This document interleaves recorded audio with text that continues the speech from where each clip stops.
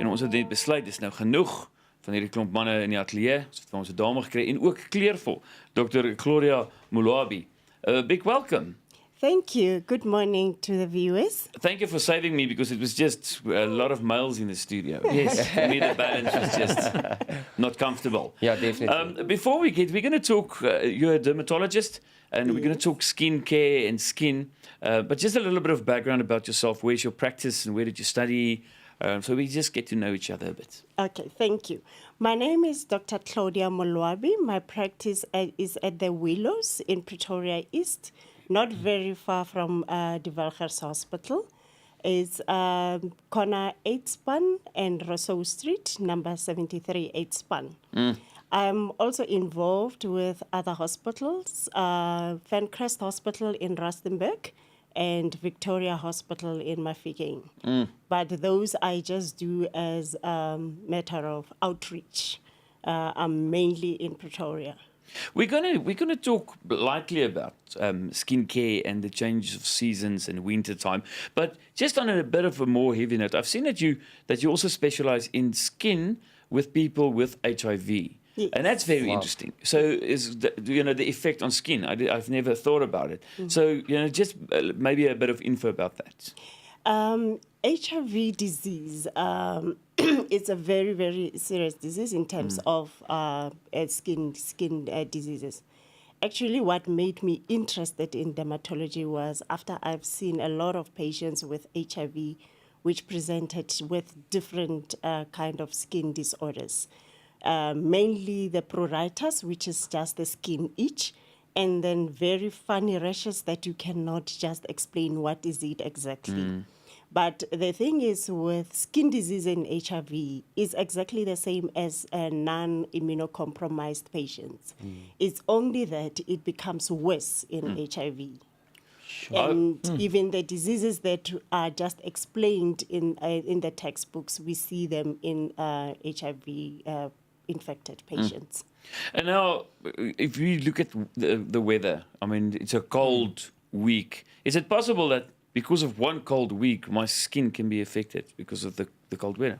Yes, cold weather can really affect skin very badly. And not just cold weather, the extremities of weather. Because remember, with cold air, it becomes dry. And then more importantly, the skin becomes more itchy and itchy and scaly with dry skin. So most importantly, you need a humidity to have a good skin that is not affected in winter. How important is it for you to understand and know your own skin, but also to have a look at the ingredients of a product that you use to apply to your own skin? You actually need an advice from a dermatologist in terms of the ingredients because there are so many. And I know people nowadays, they go into Google. But you can just Google.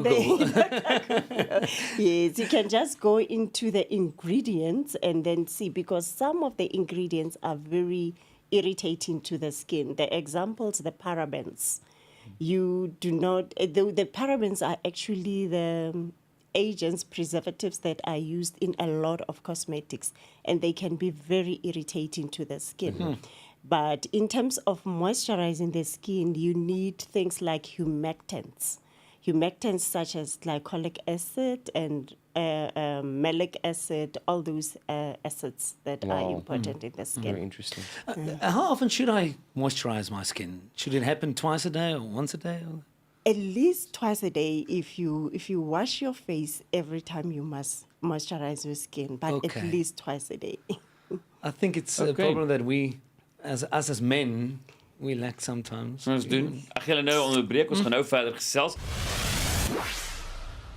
We're talking skin in winter, dry skin, but especially in a place like South Africa, there's certain products, I'm not going to name it, but even a shaving cream can cost you $400. But it's an expensive thing. Even cheaper products, even a hand cream. Yeah. And we sit in a country, I mean, people just, they're struggling to survive, and now you want to tell them, listen, you need to take care of your skin as well.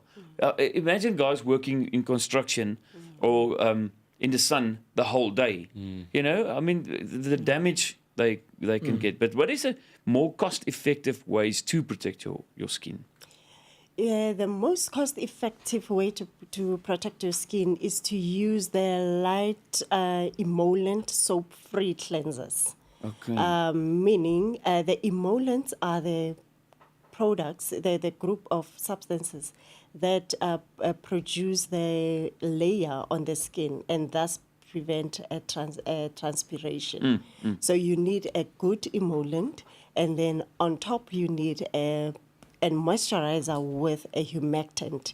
Humectant, what the humectant does, it prevents the skin from drying out. The example being urea, but urea in a very low concentration, and the salicylic acids and so forth. If we quickly have a look at your diet, the influence the diet you take has on your influence on your skin. If we have a look On at your froggy vitamins skin. and supplements, what would you recommend?